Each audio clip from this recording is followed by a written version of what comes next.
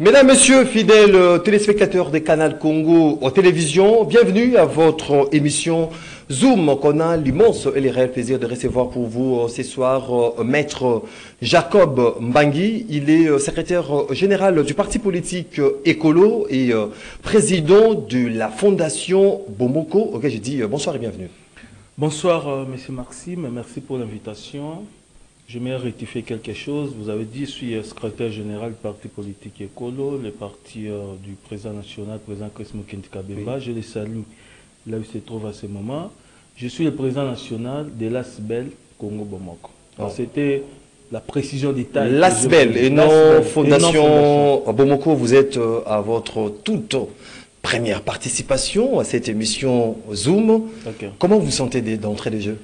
Ben, je me sens très à l'aise, l'organisation est impeccable et je pense que nous passerons des très bons moments. Surtout, il s'agit d'analyser, n'est-ce pas, sur les différentes questions d'actualité et nous apporterons notre touche, n'est-ce pas, quant à ça. Merci encore pour l'invitation. Voilà, on va parler actualité en République démocratique du Congo, constitution, situation sécuritaire à l'est de la République démocratique du Congo après cette tripartite avortée Angola, République démocratique du Congo et le Rwanda pour parvenir à un accord de paix pour la cessation des hostilités à l'est de la République démocratique du Congo. Le Rwanda exige que la République démocratique du Congo ait de discussions directes avec le groupe rebelle du M23, chose qui s'oppose le gouvernement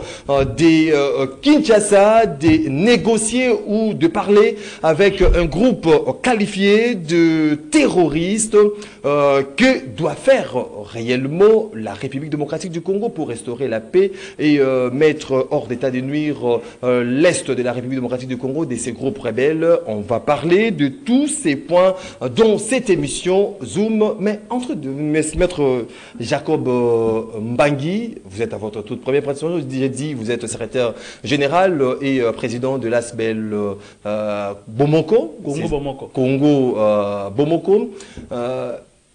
Qui est Jacob exactement? Et puis, quelle est votre motivation de faire la politique?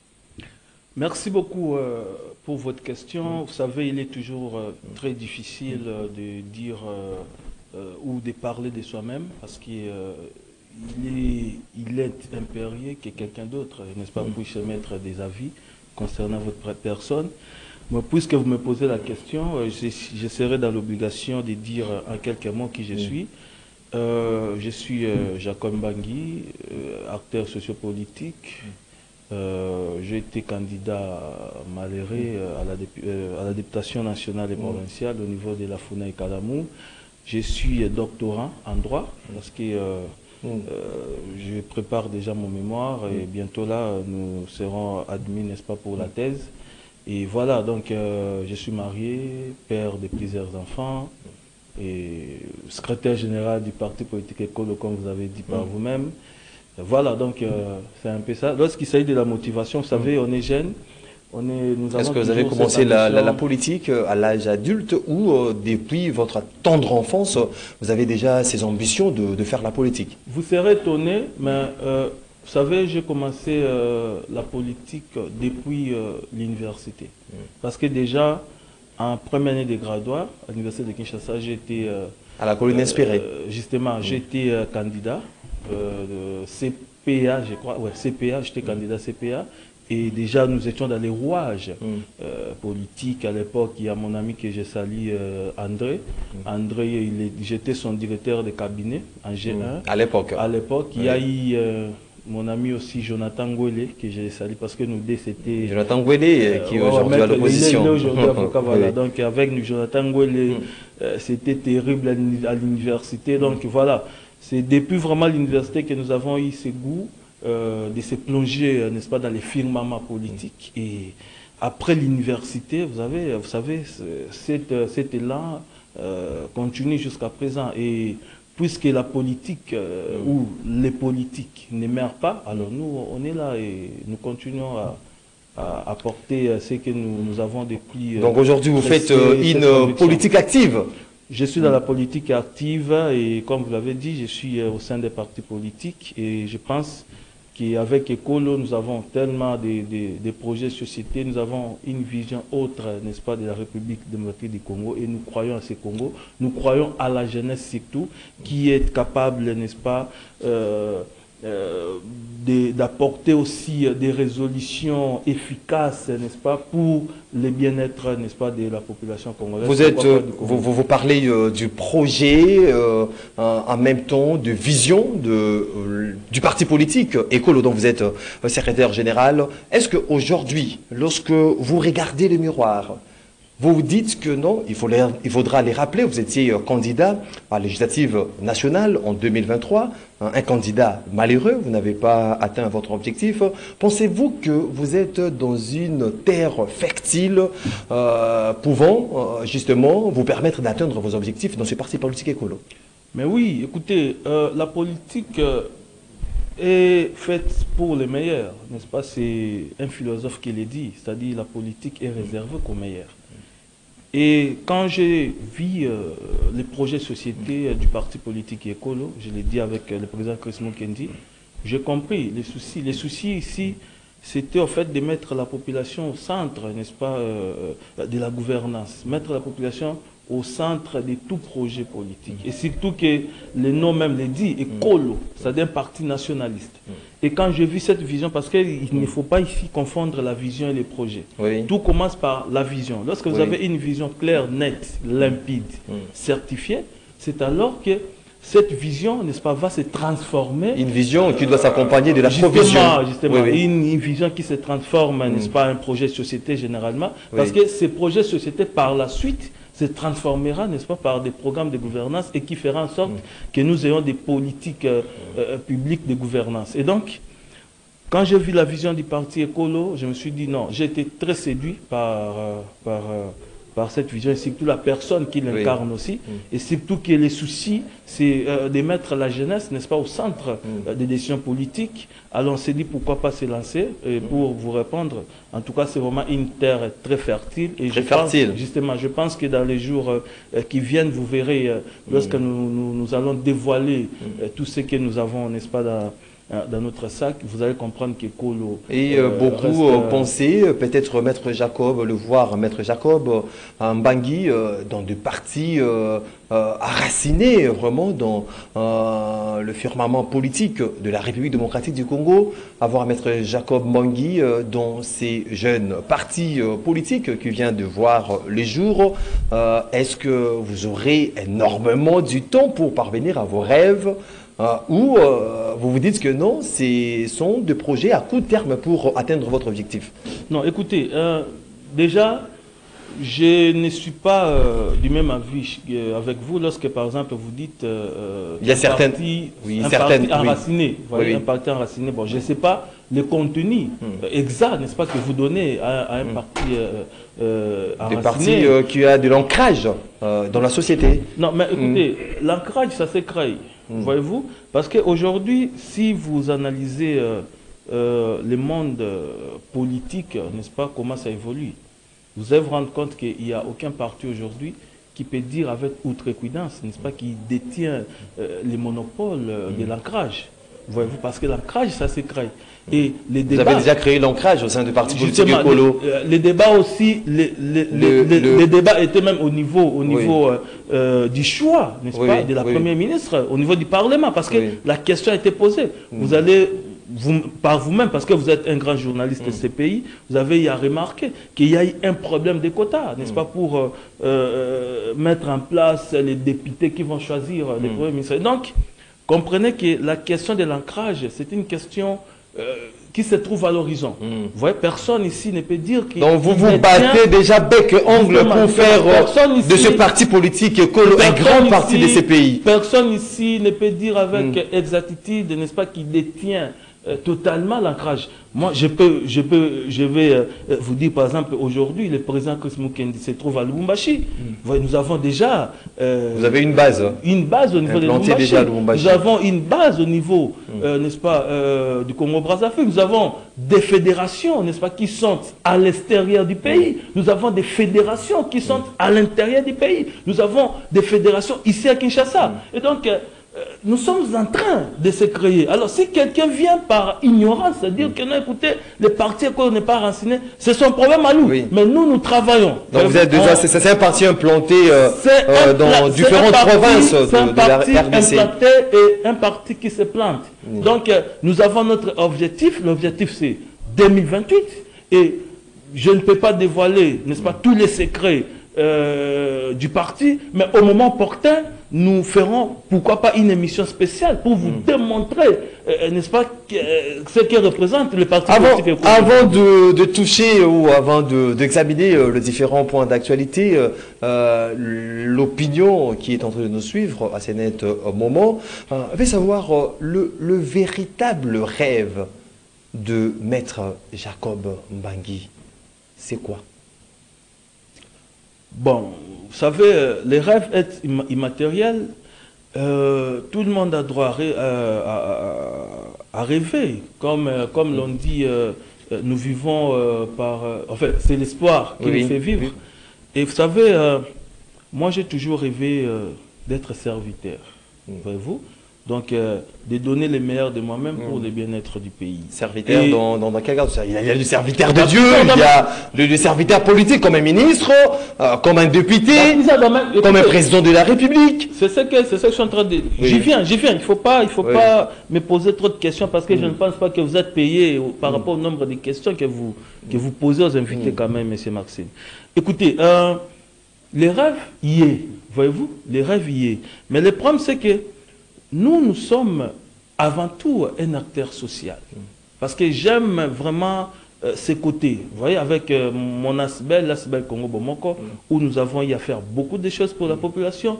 Par exemple, nous avons eu à mettre en place la caisse de solidarité. Nous avons des projets agricoles, n'est-ce pas, que nous avons mis en place, où au jour d'aujourd'hui, il y a des mamans qui travaillent. Il y a des formations de projets philanthropiques pour aider le nécessité. Justement, j'étais toujours... Mais le véritable rêve de Maître Jacob Mbangi. J'étais toujours, Maxime, j'étais toujours philanthrope, voyez-vous. Mais si vous voulez qu'on puisse en parler, puisque vous voulez savoir mon rêve, mais si aujourd'hui l'occasion s'est présentée pour que Jacob Mbangi soit président de la République, pourquoi pas? Parce que nous avons... Vous travaillez sur ça? Ou ça va tomber comme... Non, en politique on travaille toujours. Comme une manne. En politique, nous travaillons toujours. Nous travaillons dans ce sens-là. Nous travaillons toujours dans ce sens-là. Et si aujourd'hui aussi il arrivait, n'est-ce pas, qu'on travaille comme ministre, c'est pas un problème. S'il arrivait aussi de travailler comme premier ministre, comprenez que il y a toute une panoplie. Néanmoins, vous rêvez d'avoir un poste de responsabilité pour diriger ce pays. Pour démontrer ce que nous avons et les soucis, n'est-ce pas, que nous portons. Parce que vous savez, lorsqu'on est porteur du changement, l'on ne doit pas être en dehors et puis parler du changement. Pour qu'il y ait véritablement le changement, il faut être à l'intérieur. Et voilà, donc je pense qu'avec avec les partis politiques et écoles, nous y arriverons parce que nous travaillons. J'ai toujours dit, et je le dis encore, que le plus important dans la vie, c'est d'être dans la bonne position. Le plus important, c'est d'être dans le bon endroit, voyez-vous. Et nous, aujourd'hui... Le bon endroit ou la bonne direction, pour vous, c'est écolo. Merci beaucoup. Je rappelle, je reçois pour vous ce soir Maître Jacob Mbangi, qui est secrétaire général du parti politique écolo. On va toucher maintenant la politique vive de notre pays avec ces rendez-vous tant attendus en République démocratique du Congo, cette tripartite Angola, République démocratique du Congo et le Rwanda pour parvenir à un accord de paix pour la cessation des hostilités à l'est de la République démocratique du Congo. Un rendez-vous manqué. Le Rwanda ne s'est pas présenté lors de cette rencontre. Enfin, il y a cette demande ou cette condition de Paul Kagame qui demande des discussions directes avec que le gouvernement congolais ait des discussions directes avec le M23, chose qui s'oppose au gouvernement de Kinshasa. Maître Jacob Mbangi, quelles sont maintenant les dernières lignes ou l'option plausible pour le gouvernement congolais de parvenir à restaurer la paix dans l'est de notre pays au moment où le Rwanda refuse et soumet des conditions pour discuter? Merci pour cette question. Une question très capitale, une question d'ailleurs d'actualité. Mais il est impérieux que nous comprenions d'abord ce qui se passe à l'Est. Moi, je l'ai toujours dit et je continuerai à le dire que ce qui se passe à l'Est de notre pays, c'est une guerre qui nous est imposée. Le Rwanda a complicité, n'est-ce pas, de la communauté internationale. Ça, c'est un aspect, ça, c'est l'idéal, ça, vraiment, c'est la vérité des vérités. Maintenant, puisque la communauté internationale est derrière le Rwanda, c'est ce qui fait qu'aujourd'hui, Paul Kagame se comporte de cette manière. Parce que nous sommes en face d'une personne qui est volatile. Voyez-vous, Kagame peut se réveiller aujourd'hui, il dit une chose, demain, il change. Le processus de Luanda a débuté depuis 2022.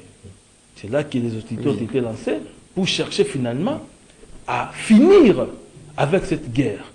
Parce que cette guerre, elle est multidimensionnelle, je l'ai dit, qui nous est imposée. Mais le problème, c'est quoi? Le problème, c'est que le Rwanda, en réalité, ne veut pas que cette guerre puisse cesser. Ça, c'est la position du Rwanda.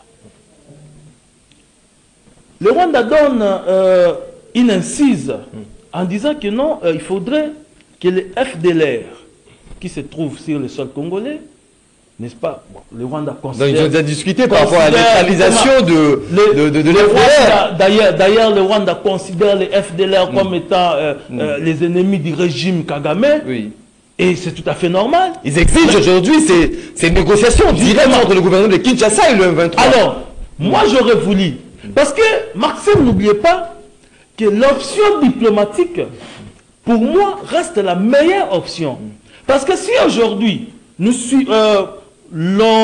suit ce que certains disent, je le concède, en disant que non, il faudra aussi que nous puissions, n'est-ce pas, obtempérer pour la guerre, qui est aussi une bonne chose, mais le problème avec la guerre, c'est que les conséquences de la guerre aujourd'hui seront exorbitantes. Voyez-vous, et personne ne pourrait maîtriser ce qui va se passer pendant qu'il y aura la guerre. Et surtout qu'il y a tellement de choses. Aujourd'hui, au-delà de ces refus du Rwanda, mais la République démocratique du Congo doit toujours continuer avec ce pourparlers sur la voie diplomatique. Je vous ai dit... Au moment où la population, à entendre même le chef de l'État, pendant la campagne électorale, il a déclaré qu'il y aura un moment où il va déclarer une guerre ouverte avec le Rwanda de Paul Kagame si seulement il ne voulait pas parvenir à un accord sur la voie diplomatique. Mais ce qui est fait aujourd'hui avec ces rendez-vous manqués de Luanda. Mais écoutez, la déclaration de guerre, c'est une notion constitutionnelle. Je pense que dans plusieurs émissions, j'ai eu à prendre une ordonnance, que le chef de l'État peut prendre une ordonnance pour déclarer la guerre. Pour que le président déclare la guerre, il y a toute une procédure, n'est-ce pas, que le président doit suivre impérativement. Mais maintenant, je pense que l'option diplomatique reste la meilleure option. Parce qu'au jour d'aujourd'hui, même sur le plan international... On ne tourne pas en bourrique, maître Jacob Mbangi. Lorsque vous parlez de continuer sur le plan diplomatique, est-ce que la personne, notre protagoniste, est sincère avec nous? S'il vous plaît, nous ne tournons pas en bourrique. Oui. Bien au contraire, c'est le Rwanda aujourd'hui, n'est-ce pas, qui s'est comporté en bourrique. Et tout le monde le sait, tout le monde le voit, même au niveau international. Parce que ce que le Rwanda aujourd'hui déclare, parce que le Rwanda veut la négociation entre la RDC et le M23, en quelle qualité? Parce que si jamais le M23... C'est le parrain peut-être du Rwanda, c'est sorti ouvertement. Le Rwanda est l'autorité morale du M23, et c'est clair. Voyez-vous, le Rwanda vient de démontrer ça, blanc sur blanc, qu'il est, n'est-ce pas, l'autorité morale du M23. Et c'est connu, voyez-vous. Et le Rwanda oblige la République démocratique du Congo à négocier avec le M23, tout en sachant que la République démocratique du Congo est déterminée à ne pas négocier avec les rebelles. Est-ce que vous avez vu n'est-ce pas, la sortie de Corneille Nangaa? Quand Corneille Nangaa est sorti plutôt, il a dit non, écoutez, ce qui se fait sans nous est contre nous. C'était ça, la position de Corneille Nangaa. Et Corneille Nangaa a été envoyé par le Rwanda pour faire cette déclaration. Voyez-vous donc, on a tous compris. Et ce que je suis en train de vous dire maintenant, c'est que la voie diplomatique aujourd'hui a donné, n'est-ce pas, ses fruits, ses résultats. Et que le Rwanda est coincé aujourd'hui. Parce qu'il n'a plus des arguments. Voyez-vous, tous les arguments que le Rwanda est en train de mettre, n'est-ce pas, sur pied aujourd'hui, ce sont des arguments qui ont été déjà balayés. Pour aller encore plus loin, Maxime, je pense que au-delà de la voie diplomatique, nous devons aussi, nous, Congolais, le gouvernement, réfléchir, n'est-ce pas, comment aussi nous allons, n'est-ce pas, entamer d'autres options. Parce que la diplomatie seule ne suffit pas. Il faudrait aussi envisager à ce jour, n'est-ce pas, activer la voie militaire. La voie militaire, oui. C'est aussi une option. C'est ça qu'attend même la population. Justement. Parce que aujourd'hui, par exemple, il y a de cela 15 jours que les FARDC et les M23 AFC qui se bat au niveau de Kachege, n'est-ce pas, à plus de 60 km de Lubero centre. Voyez-vous? Donc, au moment où nous parlons, nos militaires, nos vaillants militaires, n'est-ce pas, sont en train de défendre l'intégrité territoriale. Parce que c'est ça même le rôle de l'armée. On est à la défensive, mais justement, on n'attaque pas parce qu'il y a ces accords, il y a cette voie diplomatique. La défense de l'intégrité territoriale, n'est-ce pas, c'est un aspect très important qui nécessite, n'est-ce pas, que nous ayons une armée forte, n'est-ce pas, pour défendre. Aujourd'hui, bon, il y a des théories comme telles, non, écoutez, il faudrait que l'armée monte en puissance. Oui, mais cette puissance-là, il faudrait aujourd'hui que la République démocratique du Congo, n'est-ce pas, ait une armée très puissante. Voilà pourquoi, dans le cadre du parti politique écolo, nous proposons par exemple que tout Congolais, n'est-ce pas, qui par exemple, qui a obtenu, n'est-ce pas, son bac, avant d'aller à l'université, n'est-ce pas, qu'on puisse mettre en place l'école militaire obligatoire pour tous les Congolais. Parce que, comprenez, nous sommes entourés par des pays voisins qui sont nos ennemis. Alors, nous aussi, de notre côté, nous devons mettre en place des stratégies qui vont nous aider, n'est-ce pas, à éradiquer aussi cette situation. Voyez-vous? Alors, pourquoi pas la mise en place, n'est-ce pas, d'une école militaire obligatoire pour tout Congolais après avoir obtenu, n'est-ce pas, son bac, et avant d'aller à l'université, que nous ayons déjà des militaires préparés, que nous ayons déjà, n'est-ce pas, une réserve importante au cas où il y aura, n'est-ce pas, la délégation de guerre, que nous tous, voilà, nous combattons, n'est-ce pas, l'intégrité comme les Ouazalais. Parce que c'est ça aussi un aspect important. Maître Jacob Mbangi, je reviens justement au mot, lorsque la population exige aujourd'hui que le chef de l'État puisse déclarer ouvertement la guerre au Rwanda de Paul Kagame. Il y a cet aspect des choses. Le Rwanda exige qu'il y ait une négociation directe entre le gouvernement de Kinshasa et le groupe rebelle du M23. On est sans ignorer aujourd'hui que le M23, lorsque le chef de l'État, Félix Antoine Tshisekedi, dans les accords de Nairobi, où il avait appelé tous les groupes armés de se retrouver autour d'une même table afin de trouver des solutions pour amener la paix à l'est de notre pays. Le M23 était du nombre parmi ces groupes armés invités à Nairobi, au Kenya. Mais le M23 s'est retiré de ces négociations pour prendre des armes et tuer nos frères. l'exigence aujourd'hui du Rwanda, vous pouvez voir ça dans quelle portée ou dans quel regard? Est-ce que aujourd'hui, par rapport à ces exigences, est-ce que le gouvernement congolais doit toujours fléchir ou bien attendre la voix de la majorité qui appelle à la déclaration d'une guerre directe avec le Rwanda, tellement que le chef de l'État, Félix Tshisekedi, lors de la campagne électorale, il avait affirmé haut et fort que nous détenons l'armement qui peut atteindre même Kigali. Bon, écoutez, lorsque nous parlons, j'ai aimé cette question, lorsque nous parlons de la politique extérieure, vous savez, la politique extérieure réside essentiellement sur 3-4 aspects. Une diplomatie forte, la guerre, et vous devez aussi avoir une économie très forte. Moi, je suis aussi en train de voir l'opacité de l'Angola, parce que là, nous devons reconnaître cela. Je lis la déclaration. L'Angola qui a été envoyée par l'Union africaine pour faire la médiation. L'Union africaine, n'est-ce pas, soutient ce processus. Il y a même la communauté internationale aussi, n'est-ce pas, qui soutient les processus. Mais écoutez, il y a l'opacité de l'Angola. Pourquoi? L'Angola déclare que l'accord devait être signé parce qu'ils étaient déjà à 99%. Le plan d'Iconox, parce que le plan d'Iconox, c'est ce plan-là qui se veut que les M23, n'est-ce pas, puissent quitter les sols congolais, et de l'autre côté, les Rwandais exigent, n'est-ce pas, que les FDLR puissent aussi quitter les sols congolais. Alors, il y a eu un plan, n'est-ce pas, qui a été mis en place, parce que les désaccords, c'est en réalité à ce niveau. Pendant que l'Angola considère ces désaccords de 1%, nous considérons justement que ces désaccords, n'est-ce pas, a une dimension, je dirais, de 90%. Donc comprenez qu'il y a d'abord une contradiction dans ce processus.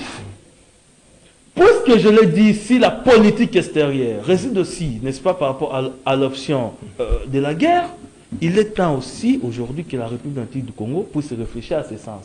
Mais puisque vous avez parlé du Nairobi, parce qu'au niveau, le processus du Nairobi, c'était dans les Le M23 avait séché la négociation. Ça, c'était beaucoup plus une négociation militaire. Aujourd'hui, le Rwanda avait récupéré c'était les sous forme des conditions. Justement, c'était une négociation de groupes armés. Voyez-vous, parce que au niveau du Nairobi, on a voulu que les groupes armés puissent se mettre ensemble afin de réfléchir autour. Et bizarrement, ce processus aussi a subi son échec en son temps. Aujourd'hui, avec le processus de Rwanda, nous avons aussi cet échec. Voilà pourquoi, messieurs les journalistes, moi je pense que l'option diplomatique ne peut pas être jetée dans la poubelle. Nous devons, parce que c'est une obligation, de continuer avec la voie diplomatique, mais tout en nous rassurant du côté armé, n'est-ce pas, en mettant, plutôt, en s'organisant, parce que nous devons nous organiser sur le plan militaire. Nous devons déjà à ce niveau doter par exemple notre armée des équipements, n'est-ce pas, qui sont convenables pour se préparer. Comme l'on dit toujours, celui qui veut la paix prépare la guerre. Et donc, la République démocratique du Congo a toutes les options sur la table. Et puisque la décision finale revient au président de la République, nous, en tant que Congolais, nous pensons que l'armée doit aussi, n'est-ce pas, être réorganisée afin que nous ayons une armée très forte, n'est-ce pas, capable non seulement de défendre, comme je l'ai dit, mais aussi d'attaquer. Parce que nous ne pouvons pas se mettre là en train de défendre. On doit aussi attaquer. Pourquoi pas aujourd'hui que toute l'armée, qu'on attaque directement n'est-ce pas, le Rwanda? C'est aussi possible, voyez-vous.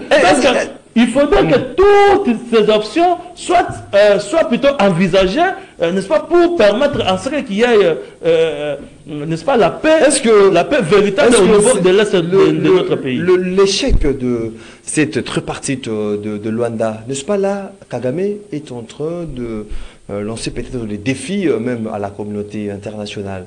On a vu avant, en prélude même, non, Kagame, en prélude même de cette tripartite, Cyril Ramaphosa qui était en échange avec le président angolais, il a émis le vœu de voir ces tripartites aboutir à la signature d'un accord de paix entre Kigali et Kinshasa.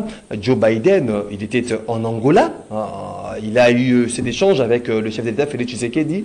On l'a posé même la question par rapport à la situation sécuritaire dans l'Est. Il a exprimé son vœu justement que l'accord de Luanda pouvait justement parvenir à résoudre ces problèmes.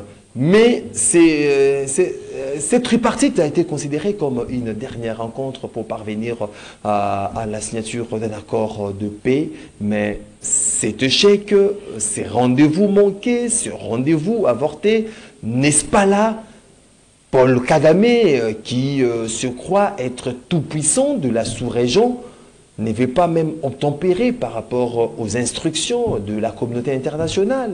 Non, écoutez, Paul Kagame n'est pas tout puissant. Il se croit tout puissant. Non. Je ne pense pas qu'il se croit tout puissant. Le problème, c'est que si nous analysons cette guerre seulement sur le plan militaire, rassurez-vous, nous ferons, n'est-ce pas, une fausse route.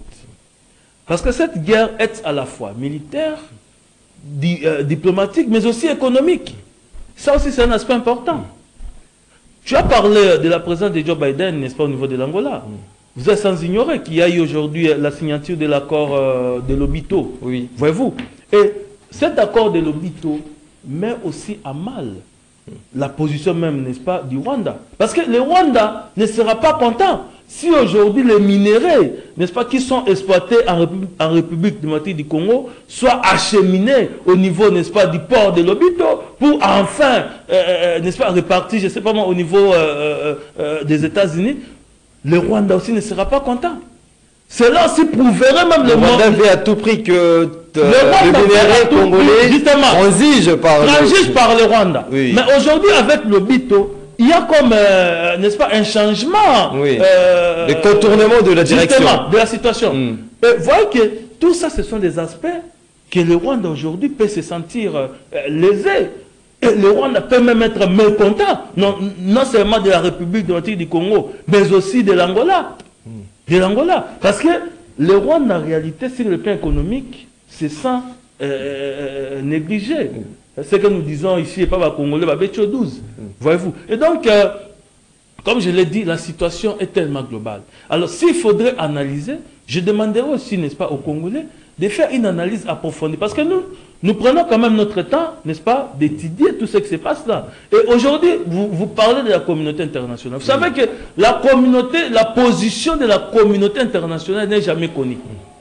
Tantôt, vous penserez que la communauté internationale est avec vous, tantôt vous pensez qu'elle est contre vous. C'est-à-dire, la position est tellement hybride, la position est tellement floue.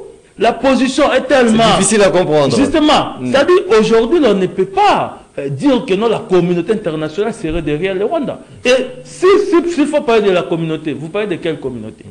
Parce que Joe Biden était en Angola. Et vous comprenez que la présence... C'est une grande puissance, oui. Des États-Unis en Angola n'est pas, n'est-ce pas, une masse à faire, voyez-vous. Et donc, aujourd'hui, la communauté internationale tient beaucoup plus à cet accord de Lobito, n'est-ce pas, pour renverser quand même les rôles. Et je pense que pour les États-Unis seront derrière, n'est-ce pas, ces transits-là, le Rwanda peut être mécontent. Et surtout que les États-Unis ont toujours soutenu le Rwanda. Et aujourd'hui, le Rwanda se sent lésé, se sent négligé. Et je pense, à mon sens, que c'est aussi... n'est-ce pas, un aspect qui a poussé même Paul Kagame à revenir, n'est-ce pas, sur sa décision, et tout en connaissant que la RDC a déjà donné sa position, qu'elle ne négociera pas avec les terroristes du M23. Et donc, comprenez que c'est une situation qui est un peu beaucoup plus imbroglio, mais écoutez, il y aura toujours une solution. Moi, je crois... Vous êtes optimiste quant à la solution par rapport à tous ces problèmes. Nous croyons, en tout cas, avec tout ce qui se passe à l'Est, il y a des responsabilités qui sont partagées. Nous, Congolais, nous avons aussi notre part de responsabilité. Parce que ici, ce n'est pas d'abord le problème de Félix Tshisekedi. Ici, c'est le problème de tout Congolais. Voyez-vous, lorsque vous voyez par exemple nos amis Ouazalendo, n'est-ce pas, qui se lèvent pour défendre l'intégrité territoriale conformément à la Constitution, c'est quelque chose à louer. Et nous ne pouvons pas jeter de l'opprobre à tout ce qui se passe. Parce que moi, je suis curieux de voir aujourd'hui des opposants qui se lèvent, je ne sais pas, au nom de l'opposition, pour se moquer de la République démocratique du Congo, pour dire non, la République démocratique du Congo est humiliée par le Rwanda, et vous êtes content, vous souriez, d'autres prennent même, n'est-ce pas, des champagnes pour ça. Ça, je l'ai dit, c'est de la sorcellerie. Antipatriotisme. Ce que nous devons faire aujourd'hui, n'est-ce pas, c'est de chercher des voies et moyens pour que cette situation qui se vit à l'est de notre pays, que ça finisse. Parce qu'il y a des Congolais, n'est-ce pas, qui perdent des vies. Aujourd'hui, si vous partez à Kachege, il y a tellement de réfugiés qui sont là. Voyez-vous? Alors, il ne faut pas que nous jetions de l'opprobre par rapport à la démarche que le gouvernement est en train de mettre en place pour éradiquer définitivement. Voilà, on va de l'air file tellement plus qu'une flèche. On est presque à la fin de cette émission, mais j'aimerais que vous puissiez donner votre position. Vous êtes secrétaire général du parti Écolo, c'est-à-dire Écolo a une ligne directrice par rapport à l'actualité politique du pays. Notamment, il y a ces débats autour de la révision, changement de la Constitution, la dernière adresse du chef de l'État lors de son discours sur l'état de la nation. Il a parlé des réformes constitutionnelles. Aujourd'hui, le parti Écolo est favorable à la réforme constitutionnelle, changement ou révision de certaines dispositions constitutionnelles, vu que le contexte aujourd'hui du pays appelle à un réaménagement de la Constitution. Bon, déjà, écoutez, merci pour la question. Je pense que beaucoup de Congolais confondent les choses. Nous ne pouvons pas mettre au même pied d'égalité la révision et les changements. La révision et les changements sont des notions hémértiquement différentes. Là, en tout cas, c'est la base. Alors, en ce qui concerne la révision, parce que les réformes constituent en même temps la révision et les changements. Mais nous, les partis politiques écolent aussi cette question, nous sommes très clairs. La révision est constitutionnelle, article 218 de la Constitution. Si aujourd'hui, il y a des choses qu'on doit revisiter, parce que, vous savez, l'ordre constitutionnel n'est pas une Bible. À un moment donné, s'il y a l'ordre constitutionnel qui est établi, il faudrait à un moment donné toucher, voire réviser, pour que la loi puisse corroborer avec les réalités sociales. C'est ça même le principe de ubi lex, ubi societas. Sur ce point, nous sommes d'accord. Mais en ce qui concerne les changements de la Constitution, parce que je l'ai dit, le changement de la Constitution n'est pas prévu dans la Constitution. Mais seulement, il y a une brèche. La brèche, c'est au niveau de l'article 5 de la Constitution qui parle de la souveraineté nationale qui est populaire. Parce qu'il y a deux types de souveraineté qui est, n'est-ce pas, mise en exergue au niveau de l'article 5 de la Constitution. Nous avons une souveraineté nationale, mais cette souveraineté est populaire. Ça veut dire que c'est la population qui est habilitée, n'est-ce pas, à donner son avis par rapport à un débat donné. Et surtout que sur le plan de la Constitution, la population est considérée comme étant le pouvoir constituant originaire. Et le pouvoir constituant originaire n'a pas de limite. Mais seulement, j'ai eu à faire une réflexion, c'était ma tribune sur les changements de la Constitution. Nous avons dit ceci, parce que dans le cadre du parti, nous voulons que l'article 5 soit interprété au niveau de la Cour constitutionnelle. Que nous ayons, n'est-ce pas, une idée claire par rapport à cela. Parce que nous ne pouvons pas parler du référendum sans pour autant qu'il y ait une loi sur le référendum. Voyez-vous? Parce que si vous lisez l'article 5 de la Constitution, alinéa 3, la Constitution est claire. Il faudrait que nous ayons une loi électorale et une loi sur le référendum. C'est ce que les constituants appellent le régime électoral. Mais nous avons la loi électorale, mais nous n'avons pas la loi sur le référendum. Non, c'est difficile même. Alors, nous ne pouvons pas parler du changement ou on ne peut pas parler du référendum sans pour autant qu'il y ait une loi. Même la mise en place de la commission que le président voulait mettre en place. Mais avec Kabila, en 2011, il y avait cette loi sur le référendum. Non, c'était pas en 2011, c'était en 2006. 2005, oui. Il y a eu la loi sur le référendum. Et cette loi aujourd'hui est inexistante, je dirais est caduque sur le plan des droits.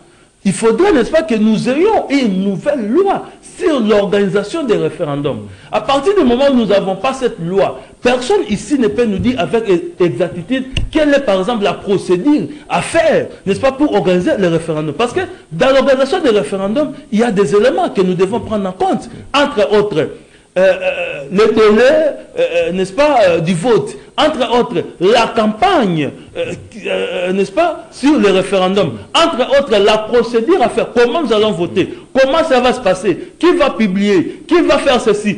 Tout ça, ça doit être, n'est-ce pas, énuméré dans une loi. Mais si nous voulons se jeter comme ça alors qu'il n'y a pas une loi préalable, c'est ce que nous disons. Il faut éviter, n'est-ce pas, vitesse et précipitation. C'est ce que Ndeko Zulu a toujours dit dans BC Oumabanga. Donc comprenez que... vitesse, précipitation. Ça veut dire, il ne faudrait pas ici que nous confondions, n'est-ce pas, la vitesse et la précipitation. Voyez-vous. Et moi, je vous dis, Maxime, aujourd'hui, nous sommes le 16 décembre. Si le président de la République mettait en place la commission multidisciplinaire où le président de la République prend l'ordonnance, n'est-ce pas, nommant la commission multidisciplinaire pour la réflexion, nous allons attaquer l'ordonnance devant la Cour constitutionnelle pour inconstitutionnalité. Inconstitutionnalité de cette commission. Justement, nous allons réfléchir où il a parlé de la réflexion nationale. Nous allons attaquer cette ordonnance. Pourquoi? Parce que cette ordonnance ne tire aucun soubassement sur le plan de la loi. Avant de mettre la commission, il y a une contrainte légale. Et la contrainte légale aujourd'hui, c'est la mise en place de la loi sur l'organisation des référendums. Là, je vous parle en tant que praticien de droit, en tant que praticien de droit, mais aussi doctorat en droit, parce que n'oubliez pas aujourd'hui, non, il faudrait que vous puissiez faire. Personne n'a le monopole de parler de la Constitution ici. Voilà. Même le professeur Mbata, je le mets en défi s'il veut un débat. Nous allons faire un débat contradictoire. Voilà. Pour que je lui démontre, n'est-ce pas, que nous ne pouvons pas parler, n'est-ce pas, d'une commission sans pour autant qu'il y ait une loi au préalable. Merci. Vous mettez cette commission en place, cette commission, nous allons attaquer cela. Merci. Pour inconstitutionnalité. Merci beaucoup. Comme on a toujours dit, les bonnes choses ne dire jamais. Maître Jacob Mbangi, secrétaire général du parti politique écolo, président national de l'ASBEL Congo Bomoko, je vous dis merci de t'en disposer. C'est à moi de vous remercier. Je pense que ce ne sera pas la première fois, encore moins la dernière fois. À chaque fois que vous allez nous inviter, soyez-en sûrs, nous allons abandonner tout ce que nous serons en train de faire pour se précipiter, n'est-ce pas, enfin de se présenter dans cette grande émission pour réfléchir au Congo, parler République, parler sur n'est-ce pas, des questions d'actualité et pourquoi pas donner, n'est-ce pas, notre point de vue. Voilà, merci beaucoup. Vous êtes nombreux, mesdames, messieurs, à suivre cette émission Zoom. J'espère que vous avez bénéficié de réflexions pointues de notre invité dès ce soir, Maître Jacob Mbangi. Si vous avez aimé, cette émission a été réalisée par Moro Njambe. Brino Ndinga était du côté de la régie, Georges Lubengue à la prise de vue, Doudou Montiri à la production. Je vous retrouve très prochainement pour Parler Congo. Ça sera avec un autre invité, avec le même plaisir qui nous anime. D'ailleurs, portez-vous bien et bonne évasion sur votre chaîne. Au revoir.